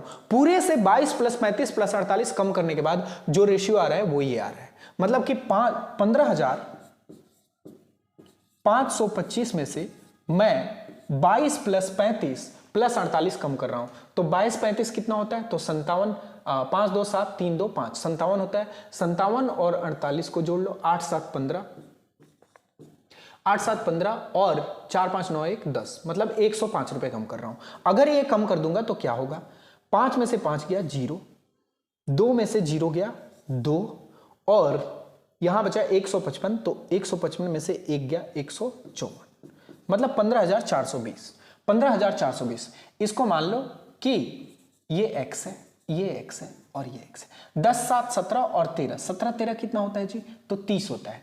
30x की जो वैल्यू है वो कितनी है मेरे भाई, 30x की जो वैल्यू है वो कितनी है मेरे भाई, 30x की वैल्यू आपके पास दी हुई है, क्या दी हुई है 30x की वैल्यू, 15,420। 15,420, एक 0 से एक 0 काट लो, 3 से 5 बार में काट लो और 3 से 14 बार में काट लो, मतलब x की वैल्यू 514 आ गई। अगर x की वैल्यू 514 आ गई तो 7x की वैल्यू 514 × 7 यानी कि 7 × 5 35 और 14 × 7 98 यानी कि 3598 हो जाएगी। इसमें 10 से मल्टीप्लाई करोगे तो 5140 हो जाएगी। इसमें 13 से मल्टीप्लाई करोगे तो 13 चौके 52, 13 एकम 13 और 5 18, 13 पच्चे 65 और 1 66, मतलब 6682 हो जाएगी। ठीक है जी, मतलब कि कम करने के बाद जो शेयर है वो ऐसे डिस्ट्रीब्यूट हो रहा है। ठीक है जी, what would have been the ratio if their sums, if 16, 77 and 37 respectively were added to their original shares. अब कम करने के बाद जो शेयर है वो ये हो रहा है, तो ओरिजिनल शेयर क्या होगा? ओरिजिनल शेयर होगा इसमें 22 रुपए बढ़ जाएगा, इसमें 35 रुपए बढ़ जाएगा और यहां पे 48 रुपए बढ़ जाएगा। तो ओरिजिनल शेयर निकालने के लिए यहां 22 रुपए जोड़ दो, यहां पे कितने जोड़ोगे? तो आप बोलोगे 35 रुपए, और यहां कितने जोड़ोगे? तो आप बोलोगे 48 रुपए। अब ये ओरिजिनल शेयर हो गया। अब ओरिजिनल शेयर में 16 रुपए, 77 रुपए और 37 रुपए जोड़े जाते हैं। मतलब फिर से जोड़ दो, 16 रुपए, 37 रुपए, 37 रुपए और 77 रुपए जोड़े जाते हैं। तो आपको बताना है कि अब उनके पैसों का अनुपात क्या होगा, उनकी राशियों का अनुपात क्या होगा। चलो जोड़ देते हैं। 8 2 10 6, 16 का 6 बच गया, हाथ में बचा एक 9 2 11, एक 12 और एक 13 का 3, हाथ में बचा एक 35 और एक 36, 36 आया। ठीक है जी। ये देखो 5 7 12 का 2, एक बचा, 4 3 7 3 10 1 11, फिर से एक बचा 51 1 52, 4 3 7 और 3 10, 5 7 12, कुछ गलत हो रहा है? 7 5 12 का 2, ठीक है, 7 5 12 का 2, हाथ में बच गया 1, 4 3 7 3 10 1 11, अभी बचा हुआ है 1 और 4 3 7 3 10, 5 7 12 का 2, हाथ में बचा 1। चलिए 5 7 12 का 2, हाथ में बचा 1, 4 3 7 और 3। अच्छा, ये 10x है, 10x में मल्टीप्लाई किया 35 और 37, 16 77 और 37, 16 77 और 37। अच्छा, ये मिस्टेक किया है, 16 77 और 37, यहां मिस्टेक है, 16 77 और 37।